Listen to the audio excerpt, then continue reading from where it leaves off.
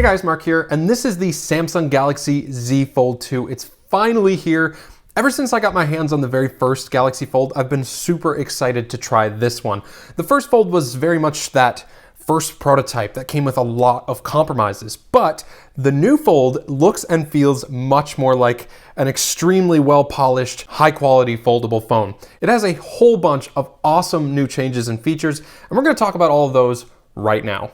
The first feature on my list might seem like a very minor change, but I love the new Mystic Bronze color. The glass on the rear has a matte coating to fight the good fight against fingerprints, and the color itself looks very premium and expensive, which is good because this phone is very expensive. I think Mystic Bronze is just Samsung's special name for rose gold though. This color is a slight bit darker, but it is very close to rose gold. You can also get Mystic Black and a custom color for the Hinge, but those take longer to ship out and don't have a matte coating on the back like this one does, so I went for the Mystic Bronze. Next up is the new fingerprint reader / power button combo. Instead of having a separate button for each of them like they had on the first Fold, they've now been combined into one single button and it feels great. It's a fast scanner and it's accurate a good 95% of the time. You can still use the face unlock of course, but fingerprint readers are safer to use if you're more worried about someone trying to get into your phone without your permission, and they're much better in these crazy times where we have to mask up just to leave the house. Then there's the speakers. I'm not sure what exactly they've done to improve the speakers from the first version, but holy hot damn, these must be the loudest set of stereo speakers I have ever heard in a phone. They distort a little at the max volume, but if you want to fill a room with music, the speakers on this thing will have no trouble doing that at all. The only downside to them is that they're pretty easy to cover up when holding in landscape mode, so just mind your fingers, I guess. The all-new Hinge that's been redesigned is definitely on my favorites list. The Fold 2 will now stay open at almost any angle you want, and the whole thing just feels much more firm and robust. It will also now be completely flat across the back as the hinge disappears behind the two halves of the phone when it's fully open. This might seem like a very minor change, but it's huge for several reasons. First of all, a hinge in a phone like this can make all of the difference between making it feel like a cheap phone and making it feel like a phone that's worth $2,000. And thankfully, the Hingineers have done an incredible job at making this feel more like the latter. More importantly though, because the phone can stay open at any angle, Samsung was able to bring my next favorite feature to the Fold 2, Flex Mode. Let's say you're sitting at the breakfast table and you don't have anything to prop up your phone to watch the latest MKBHD video. No problem, fold it in half and the video will automatically switch to the top half of the display so that you can view it at any angle. The Fold 2 will work more like a dual screen device in this mode, where you have the bottom half for scrolling through comments and related videos, and the top half for watching video. Flex Mode also works in the camera app. You can set the Fold 2 down on a table, fold it halfway, and now you have a portable little tripod for either your front or your back cameras. The top half of the screen will act as your viewfinder, while the bottom half will be your camera controls, as well as a thumbnail of the last image you took. Also in the camera app is a button for my next favorite feature, Cover Screen Preview.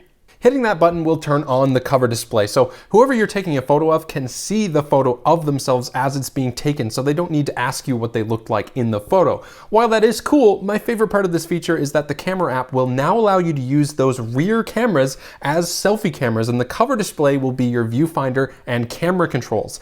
This means that the Fold 2 should take some of the best selfie photo and videos of any phone on the market today. Naturally, my next favorite feature is that new cover display itself. If we put this side by side next to the first Galaxy Fold's cover display, there's no contest whatsoever. The original Fold kind of looks like a toy in comparison. The display now stretches out to the corners of the Fold 2 with just some small bezels that are symmetrical and a small punch out for the front-facing camera. Not only does it look a million times better, but it's also much more enjoyable to use as it is both wider and taller. I find myself unfolding the phone a lot less to do quick tasks like checking an email or responding to a text. So before I continue, I just want to shout out my channel membership feature. If you click the join button next to the subscribe button, you can become a member and help support the channel so that I can continue making videos just like these. And you're gonna get awesome perks too, like channel membership badges, access to behind the scenes content, and more. Don't feel obligated, but it would be very, very much appreciated. Thanks. While the cover display is much improved, nothing beats the immersive experience that the inner display gives you. And that's my next new favorite feature. The Fold 2 sports a massive 7.6-inch dynamic AMOLED display. I really have no words for how crazy this inner display is. They've annihilated the massive and ugly quarter notch that was in the Fold 1 and replaced it with a much more palatable punch-out camera hole. They've also shrunk the bezels quite a bit, and the whole thing looks and feels much more refined. Of course, there's still a crease in the middle here, but as I said in the previous review of the Fold 1, when you're looking at it straight on, it's nearly invisible at least 90% of the time. I can't talk about the inner display without mentioning one of my absolute favorite features with the new Z Fold 2, and that's the fact that this massive inner display here runs at a high refresh rate of 120 Hz. Thank you, Samsung. Because of this change, the whole phone just feels so much faster and more responsive, and gaming on it just got at least twice as fun. I thought this change would also decimate battery life, but it doesn't seem like it so far, so I'll give you an update when I fully review this phone in about a week or so. Last, but certainly not least on the feature list, the cameras. The Fold 2 no longer has a depth sensor on the inner display, but still retains all of the same types of cameras as the original Fold. There's 2 selfie cameras, one on the front cover and one on the inner display, and 3 rear-facing cameras, a 12 megapixel wide, a 12 megapixel 2x telephoto, and a 12 megapixel ultra wide. They follow the same design language as the Note 20 lineup with that pretty thick camera bump, but I really do like the overall aesthetic. The cameras are pretty darn good in this phone, and like I mentioned earlier, you can get some incredible selfie video by using those rear-facing cameras. If you want to see a whole video on the vlogging, photo, and video capabilities of this phone, just let me know in a comment down below.